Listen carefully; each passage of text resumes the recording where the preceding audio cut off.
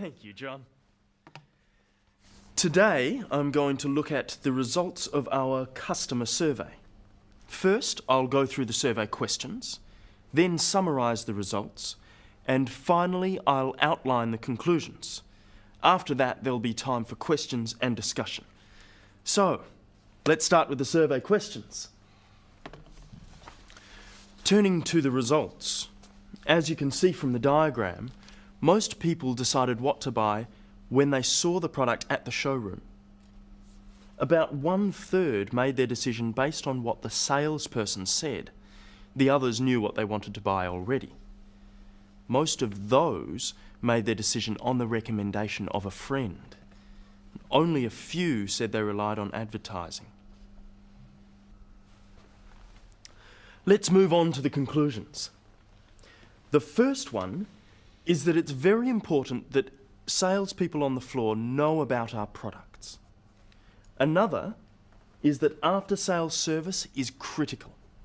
People who experience good after-sales service are more likely to recommend a brand. And finally, advertising. It's expensive, so we need to make sure we're getting results.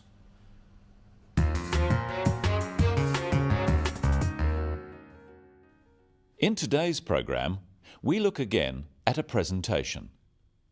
Tan is presenting the results of a survey. Let's see how he does it. How does Tan start his presentation? Today, I'm going to look at the results of our customer survey. When giving a presentation, it's important to state clearly what you are going to talk about at the beginning. What is your topic? For this, Tan uses the future tense, I'm going to. He could also have said, I will.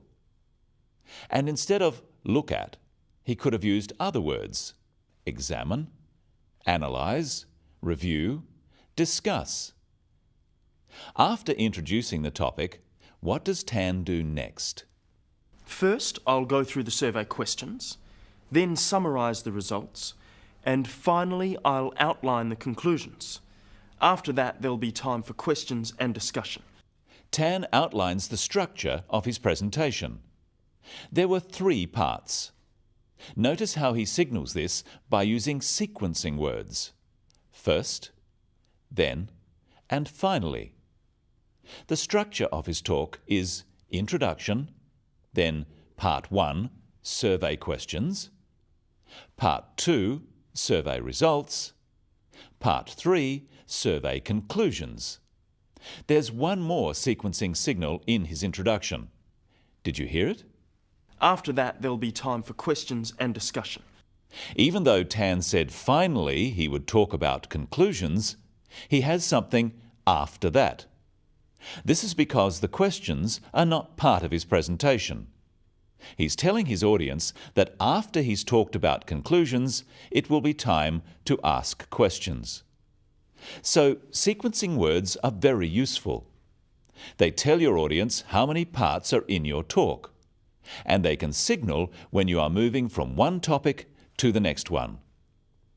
Sequencing words are words like firstly, secondly, thirdly, then, next, finally, after that, following that, and later on. Another type of signal can be used to show you are moving from one part of your talk to another. Here are 3 that Tan uses. Practice them with him. So, let's start with the questions. Turning to the results, let's move on to the conclusions. When we speak in English, pauses and intonation are as important as the words we use, because they help people understand. Listen. Let's move on to the conclusions. The first one is that it's very important that salespeople on the floor know about our products. Another is that after-sales service is critical. Without pauses or intonation, it's much harder to understand, and it sounds boring. Let's add pauses. Let's move on to the conclusions. The first one is that it's very important that salespeople on the floor know about our products. Another is that after-sales service is critical. Pauses should come between sentences, here. But you'll notice small pauses in the middle of sentences, after phrases. These help the listener to follow what is being said. Now we add intonation and stress. Let's move on to the conclusions. The first one is that it's very important that salespeople on the floor know about our products. Another is that after-sales service is critical. Intonation is the way we pronounce sentences. Note the downward intonation at the end of sentences. Let's move on to the conclusions. About our products. After-sales service is critical. Stress occurs in words and sentences. In words, one syllable is stressed. The wrong stress makes it hard to understand. So, conclusion, not conclusion. Products, not products. Even more important in speaking is to stress the important words in a sentence. This helps the meaning of what you are saying. It gives emphasis. So Tan says, let's move on to the conclusions. Stressing conclusions because it's the key word in this sentence. The other words stressed are the key words for understanding. Let's listen to Tan once more, noting the pauses, intonation, word and sentence stress. Let's move on to the conclusions. The first one is that it's very important that salespeople on the floor know about our products. Another is that after-sales service is critical. Let's look at the diagram and how we can describe numbers or statistics. First, Tan says most people decided what to buy at the showroom. Because more people decided at the showroom than at home, we can say most, the majority, or over half. To describe people deciding at home, which is less than 50%, we could say a minority or less than half. Looking at the reasons for decisions, we are comparing 4 groups of people. We can use descriptive words such as many, some, a few. And we can say the greatest number or the highest percentage. The greatest number of people went by the salesperson's recommendation. We could say only a few relied on advertising. And we can use words like approximately, about, nearly, over, and under.